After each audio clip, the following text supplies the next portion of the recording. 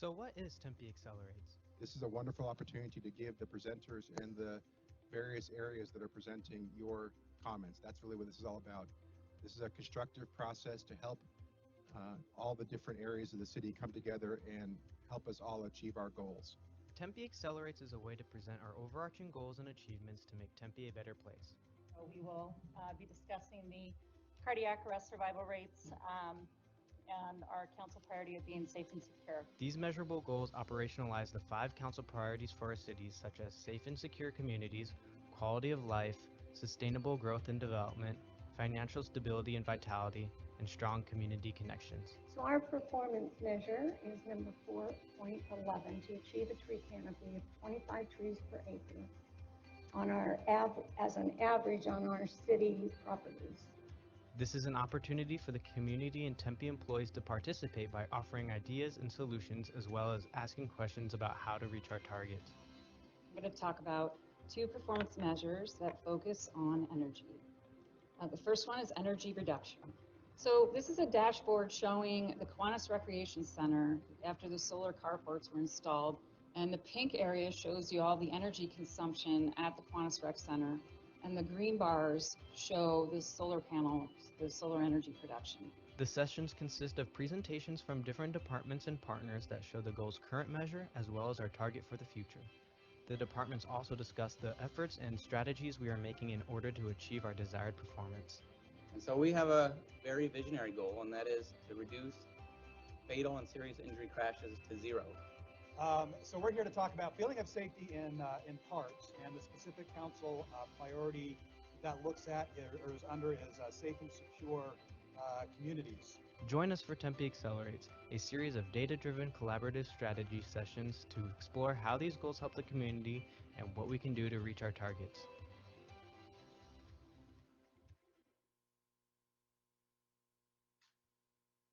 Good afternoon, everyone, and welcome to Tempe Accelerates. I'm Andrew Ching, Tempe City Manager, and I'm very pleased that you could join us today. And if you had the opportunity to watch the video that preceded me just now, you got a little bit of a flavor as to what these Tempe Accelerate sessions are all about. Today, we're going to have 2 presentations on 2 different performance measures. Performance measure 1.22, Pavement Quality Index, Ed Bond will be presenting, and performance measure 3.29, Transportation System Satisfaction, and Isaac Shavira and Shelley Seiler are here to present on that, and we'll meet them shortly. Each of their presentations will be about 10 minutes each. You will have the opportunity to ask questions in the Q&A feature of the Teams application that we're currently using. We'll have the presenters respond after their presentation is over. You can find that feature in the upper right-hand corner of your screen. If you're asking about a specific slide in the presentation, please give us the slide number in your question so we can show it during the response. A feedback survey will also be available on our website. We will provide the link in the Q&A area, and we would appreciate you filling that out. Your feedback is really very, very helpful to our presenting teams and to the city staff that is working on making sure that these performance measures are met. In addition, we will provide links to our performance measures dashboard so you can explore others that you might be interested in. And there are numerous measures that I think you will find interest in. There may also be some time delays and technical challenges as we go through the presentations. So we appreciate your patience as we work through those. This is our second virtual session. The first one went really well and we had great participation and a lot of views that we're really excited about because it's critically important that the public knows exactly what the staff here at the city are working on to help realize our council priorities and make this a truly great community in all the ways that we know that it already is. So without further ado, I will yield the floor to Ed Bond on performance measure 1.22, Pavement Quality Index. Take it away.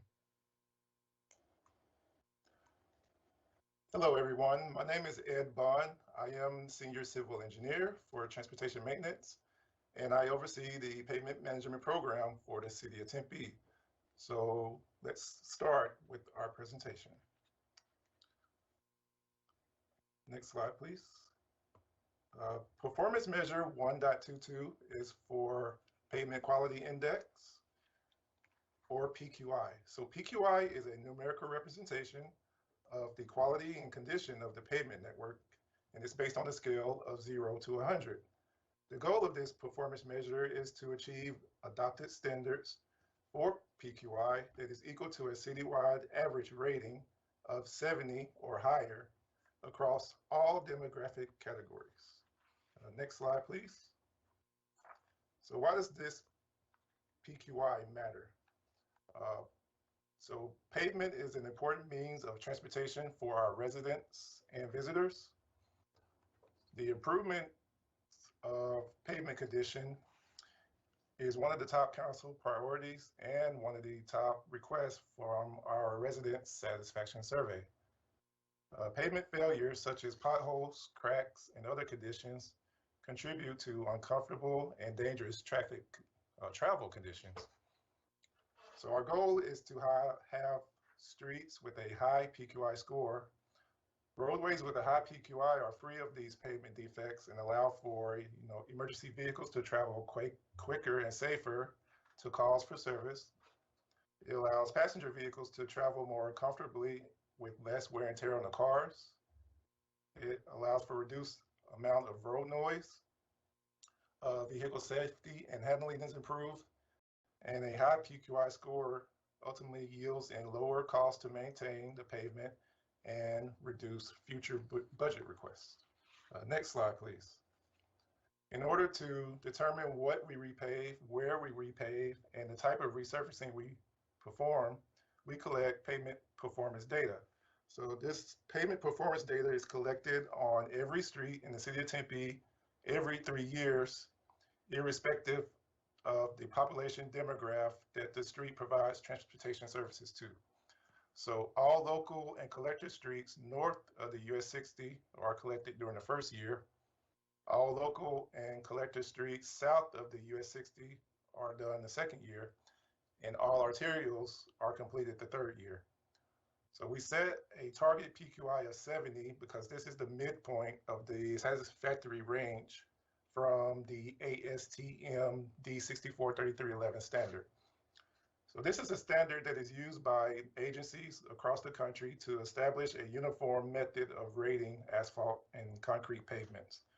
The resultant scores are based on a 0 to 100 scale, with 20-point intervals being the breaking point for different condition categories. So 100 to 80 is excellent, 79 to 60 is good, 59 to 40 is fair, and less than 40 would be considered poor. Next slide, please. So these photos illustrate what an excellent, good, fair, or poor pavement looks like. As you look at these, keep in mind that pavements in excellent and good condition cost less to maintain, and I'll discuss that a little further. So pavements in excellent and good condition, as shown in the top left and right, are desirable condition and what we want to achieve and maintain. So our goal is to preserve pavements that are in excellent and good condition to keep them good. Looking at the bottom left photo, once the pavement reaches fair condition, is getting to a point where the pavement preservation treatment must be applied relatively soon, or the pavement will fall into a state of disrepair. So once the pavement reaches poor condition, as shown in the bottom right photo, it must be reconstructed at a cost of roughly 10 times the amount it would have cost to preserve the pavement while it was in excellent condition. To give some perspective to that, the cost to reconstruct a pavement in poor condition is approximately $330,000 per lane mile, whereas the cost to preserve a pavement in good or excellent condition is approximately $30,000 per lane mile. So once a pavement gets to poor condition, it costs a lot more to bring it back to the excellent or good condition. Next slide, please. So let's discuss where we are currently from a pavement condition perspective on our network. So this table shows the breakdown of our current PQI score by functional classification. Our arterials are currently at a 69, and they represent 35% of our pavement network. Our collectors are currently at a 57, and they represent approximately 8% of the network. And our local streets are at a 54 score, and they represent approximately 57% of our pavement network. So the total average network score as of today is currently a 60, which is about 10 points shy of our goal of 70. Our baseline PQI that we're using as a reference is 55, and that was from fiscal year 15. Next slide, please. So graphically, the map on the right shows the current condition of the pavement from a per street perspective. So this map on the left shows the percentage of population with income levels below the federal poverty line, with the darker shades of blue being the higher poverty levels and the lighter shades of blue being the lower poverty levels. So a side-by-side comparison of these maps show that we have many areas that are in the fair and poor condition, which are represented by the orange and red on the right.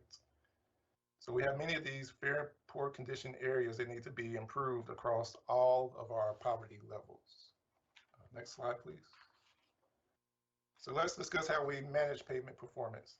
This chart is a pavement deterioration curve, and it allows us to predict how the pavement will behave in the future. All pavements, of course, start out in good condition. The goal of the pavement maintenance is to keep them that way. So there are two different approaches that we utilize when we are managing pavements. So one method is the traditional worst first strategy. So this is where the pavements in the worst condition are given priority in order to bring them back to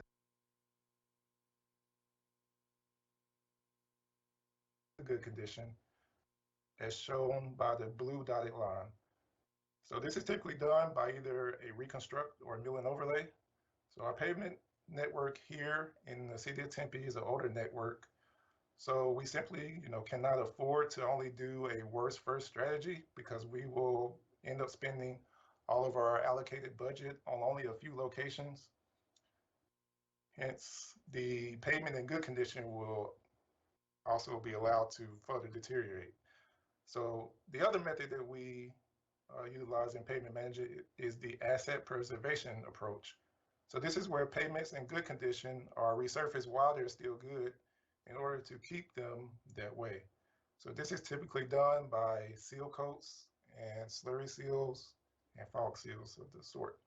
So here in Tempe, we utilize the asset preservation approach. So we try to find a balance between keeping the good pavements in good condition and also replacing the bad pavements that we have.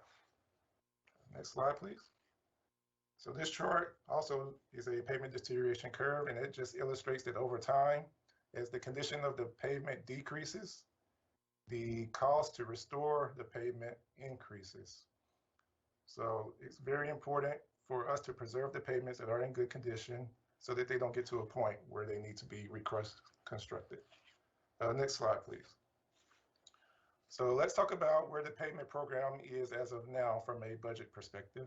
So this chart shows the previously adopted new appropriations each year over the past 5 years.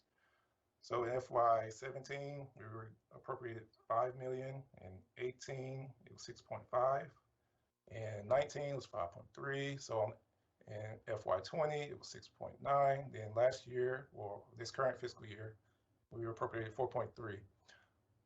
So the new appropriations on average have been about 5.6 million each year for the past 5 years. For next fiscal year, FY22, the adopted amount in the budget book shows a 10.6 million. So if the adopted budget numbers do not change during the budget approval process this year, the pavement program is slated to receive 10.6 million. Next slide, please. So let's discuss the strategies on how to accelerate reaching a PQI of 70. So this chart shows two different acceleration models to determine how we could accelerate this performance measure. The chart shows 3 different scenarios.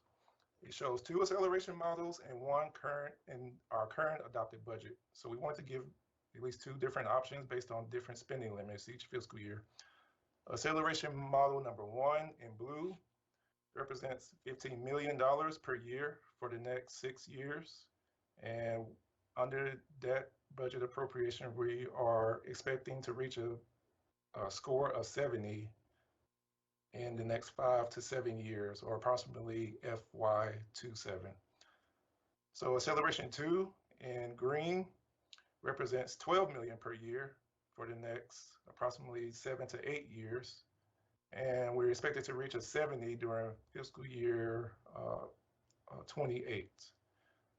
Adopted in gray shows what is currently appropriated at 10 million per year. So we are expected, if the appropriations continue at 10 million per year, it will take approximately 10 years to reach the 70, or around fiscal year 30. So if you recall from the previous slide, we are currently averaging 5.6 million per year. So according to our acceleration and prediction data, we will need to increase our average appropriation by approximately 4 million each year to reach our target PQI in 10 years. Keep in mind that these budget numbers include both the pavement preservation piece and also the pavement rehabilitation piece. Next slide, please. The next 3 charts show a breakdown of the percentage of pavement in good, fair, or poor condition based off the 3 different scenarios. So this chart shows the future pavement condition at 10 million per year. So as you can see by the red bar, which represents poor condition pavement, it has a higher percentage of pavements in poor condition over the 10-year period. So next slide, it shows 12 million per year. And as you can see, the number of poor pavements slightly decreased. And the amount of pavement in good condition increased over the 10-year period. The next slide, this one shows the pavement condition at 15 million per year. So the amount of poor condition pavements decreases even further, and the amount of pavement in good condition increases even more over the 10-year period. Next slide, please. So some other strategies that we have already implemented and will continue to follow to accelerate reaching the 70 is continue to collect and measure pavement data to make data-based decisions. So we're also going to focus on preventive maintenance and continue to research new methods that may be out there in order to reduce our ownership cost of the pavement over its life. Some of these methods that we're currently using and critiquing are micro seals, slurry seals, seal coats, crack seal, and thin overlays. And the other strategy is to start focusing more on our local street pavement classification. So our locals are the lowest PQI at the current 54. So we want to focus our efforts on improving that score. Next slide. Some of the challenges that we encounter while advancing this performance measure is the HERF model from the state of Arizona is a gas tax-based model, and is becoming antiquated due to the large amount of electric vehicles now present on the road. There's also more fuel-efficient vehicles, and now with a lot of people working from home during the pandemic, there's less gas being utilized. So the revenues drop off from the HERF model. Also, there is city growth and development that has an impact on the pavement life due to increased amounts of traffic and increased amounts of pavement cuts to get the new infrastructure in place. And the other challenge is, of course, managing those pavement cuts to install the underground services will ultimately reduce the life of the pavement quicker than it was designed for. So we plan to mitigate this pavement cuts through coordination with our external utility companies, also our internal wet utilities, and focus on minimizing the quantity when it is possible. Next slide, please. Okay, so that concludes the PQI Accelerates presentation. Thank you for taking the time out to listen and hear this information, and we'll open it up for questions. Thank you, Ed. This is Aaron Peterson with the Office of Strategic Management, and I'll remind our audience members that you can access the Q&A section there's a button in the upper right-hand corner. Type your questions in, and I'll share those with Ed. Also, because there is a little bit of a delay in when they show up for us, if during the next presentation you think of a question you'd like to ask Ed, by all means, continue to type those in there, and if we have time, we'll come back to Ed after the second presentation as well. We also have a couple of questions that have come in through our social media, so I'll ask those as well. And where they're very similar, I'll go ahead and combine those so that we get plenty of information for you. As Andrew mentioned, we do have a survey at the end of the process. I've posted that link on the Q&A, so you can access that survey there, as well as our link to the dashboard if you'd like to see more of the performance measures that we have. And with that, Ed, I'll go ahead and ask the first question. And this is one that has a couple of questions all built together, and they're wanting to know when a specific street will get repaved. Examples are on Price Road, on Alameda, bike lanes on Southern, and on Hardy. So can you speak to how you plan when streets get renovated? Yeah, sure.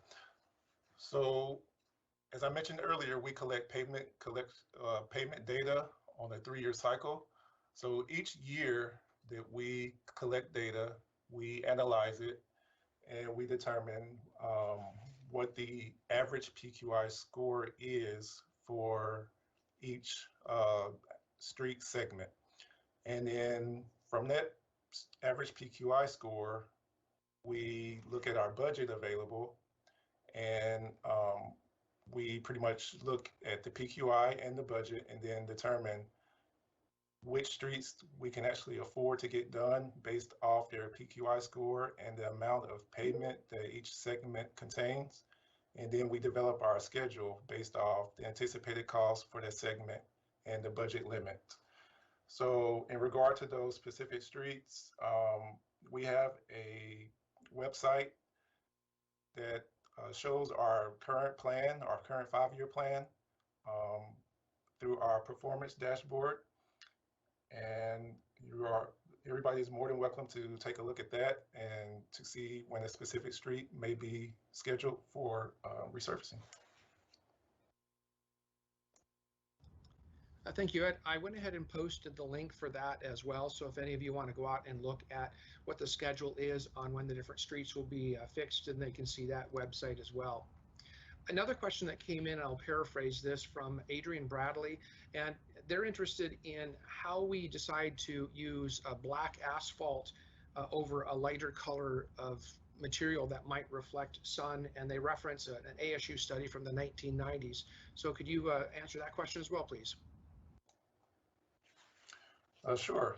So we are currently working with our cohorts over in the city of Phoenix, as well as with ASU, to research and look into utilizing lighter color pavements. While we don't have plans to do that in the immediate future, that is definitely something that we are researching.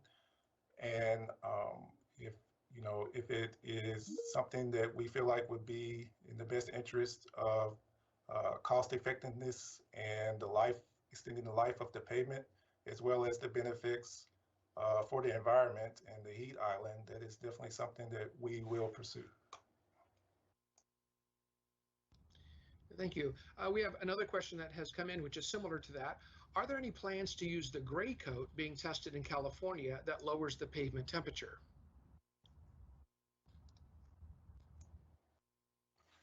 So yes, so there are, so right now we are in the actual research phase of it, and the city of Phoenix has a huge pilot program that they implemented this past year. And so we're working closely with the city of Phoenix, as well as ASU, who's doing the actual data collection and research on the pilot program, to see what the results are from that lighter color surface, as far as heat, reflection, and also as well as extending the life of the pavement. So once the data has been collected and analyzed, we will make a decision as to whether to pursue that here in the city of Tempe.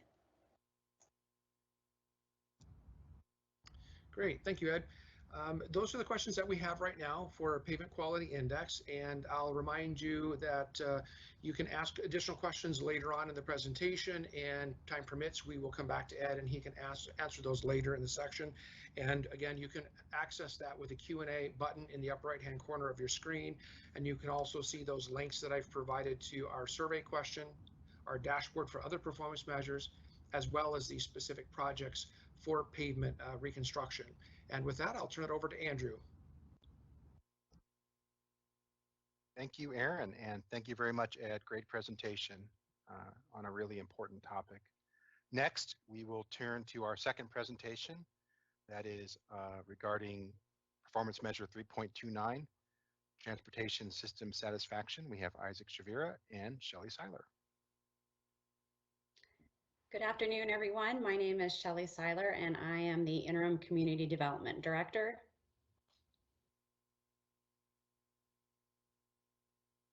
Good afternoon, everyone. Isaac Shavira, Interim Deputy Director for Transportation. Let's get started.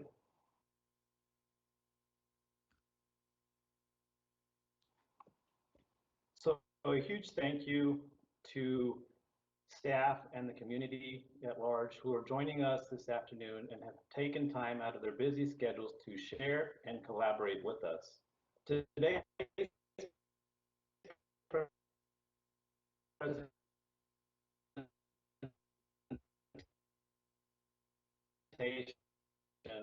really centers around satisfaction and falls under the council priority quality of life. Next slide, please.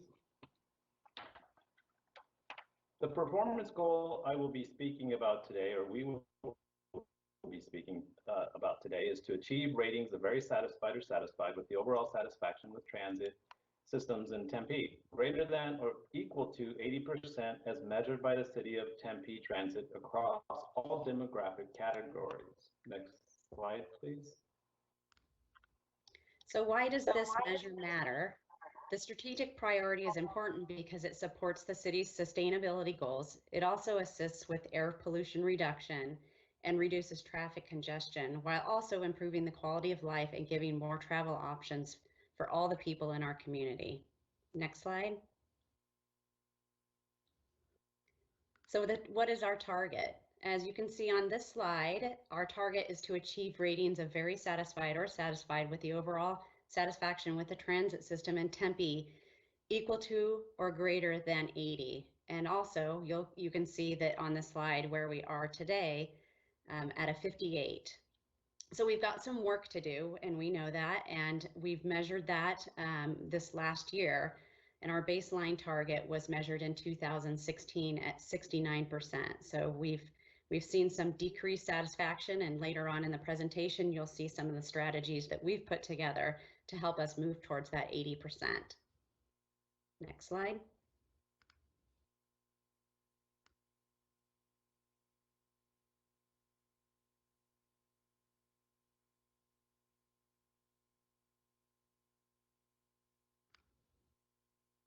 Isaac, you're muted. Tempe is very fortunate to say that we have a solid base to build on and a plethora of multimodal systems. This slide summarizes the transit service we provide today. 14 arterial routes, 6 orbit routes and flash, 2 express bus routes, 6 miles of LRT, 9 stations, and streetcar, which is set to begin service in late 2021. We've also continued to expand our bike and pedestrian program, which includes 38 miles of shared use paths, multiple streetscape and pathway projects that support transit, and 176 miles of bike lanes. Next slide, please. Some of the data that we've used is, the current data is derived from a biennial telephone survey conducted by West Group Research of 400 Tempe residents. In 2020, we achieved an overall satisfaction rating of 58%, as Shelley stated, which is, of course, as you can see on the chart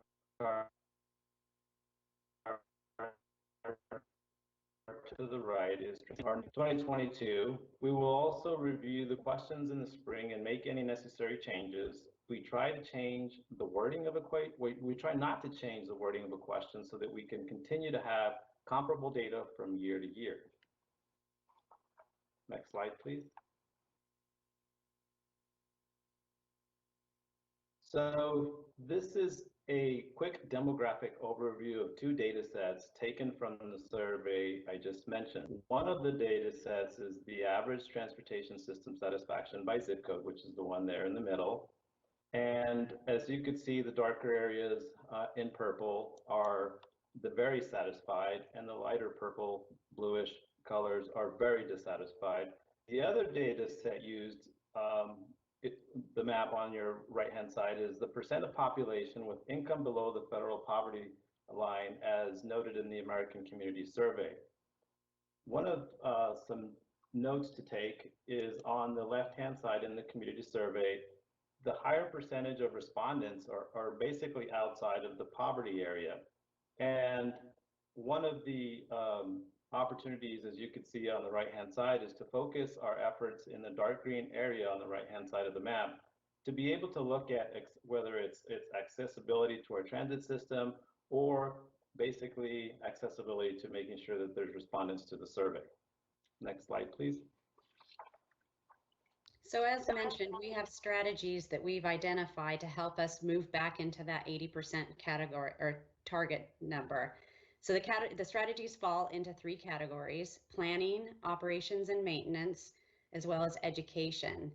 In the planning area, we know that shade is important, especially during the summer months. So we're focusing on ways to increase shade during all times of the day, recognizing the angle of the sun also has an impact on the comfort level of people waiting for the bus or for light rail. And then under operations and maintenance, we continue to monitor our on-time performance, working with Valley Metro, who is our service provider, cleaning our buses and stops, especially during COVID, and improving security, which the community has identified as a priority. And then finally, we will be working on education, promoting the Respect the Ride campaign, as well as our Youth Pass program. Next slide. So some of the challenges that we face. So during the survey, we asked our community, why do they not take transit? And some of the reasons identified on this slide is that they would like to see more routes, greater frequency, additional security, cleaner buses, and they also noted that some of our buses do not run on time, which we recognize as a downfall in the system. We also know that shade is important, and sometimes while they're keeping on schedule, the buses travel at a slower speed. And then also we know that people sometimes just prefer to take their car. Next slide. So that concludes our presentation, and we're happy to answer any questions. Thank you. Thank you, Shelley and Isaac.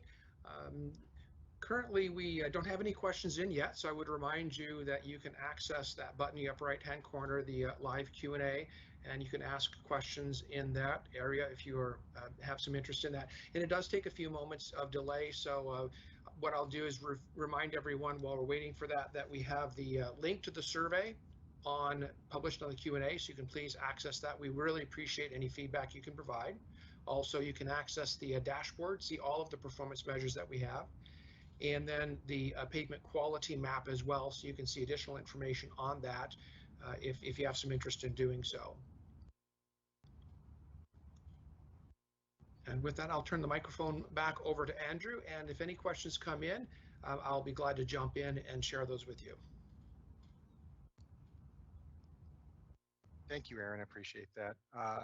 As long as I have the presenters here, I did have one quick follow-up question of my own as I was listening to Isaac and Shelley, and that is, when we think about transportation system satisfaction, I know that we can generally break it down in two ways: satisfaction of those who use the system and satisfaction of those who observe the system and might be a user in the future, but there might be something, as you talked about in your last part of your presentation, that is keeping people from using the transit system. How do you, in your capacities, weigh those two groups differently in terms of thinking about how we get to our target? In other words, is it, there may be some strategies that are unique to frequent riders, users of the system, versus strategies that are more for encouraging others to begin to use the system. How does that factor in terms of where do you get the most likelihood of improvement in terms of our targets and getting towards 80%, if there is a distinction? Thanks, Andrew. I can take that question. So I think the focus really needs to be on both sides. We need to maintain our buses and create a system that our residents and community want to continue to use. And the strategies, some of the strategies we've identified go towards that. But we also need to understand why our community would not want to use the system or aren't using the system, and work on strategies that help address that. So, you know, if people prefer driving, you know, in their own vehicles, is there a reason? Is the bus too slow? Is it that they just like to be on their own and have a little time to themselves? Is it that we don't have the routes necessary to serve them in an efficient manner? So if you live in Tempe and perhaps you're working in the West Valley, it could take you quite a long time to get to your destination. So how can we improve that so that those who don't use the system today are comfortable and want to use it in the future? Thank you, Shelley. We have another question that has come in. It says, great presentation, guys. Wondering what tools we have to share the successes of this area with our community, such as the survey responders. Perception seems to be very impactful.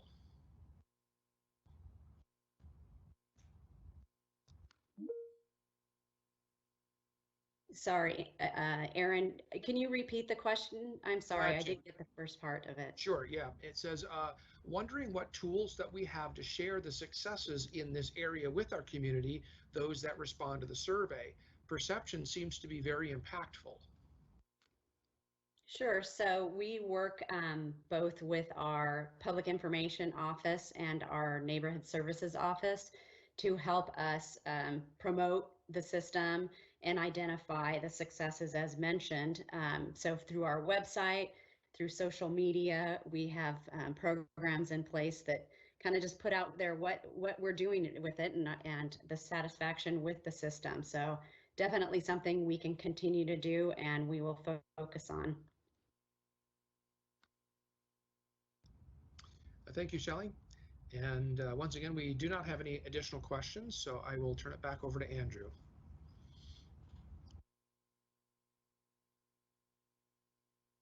Okay, thank you very much. Really appreciate the presentation. Thank you, Shelley and Isaac, and thank you again to Ed for his presentation on PQI.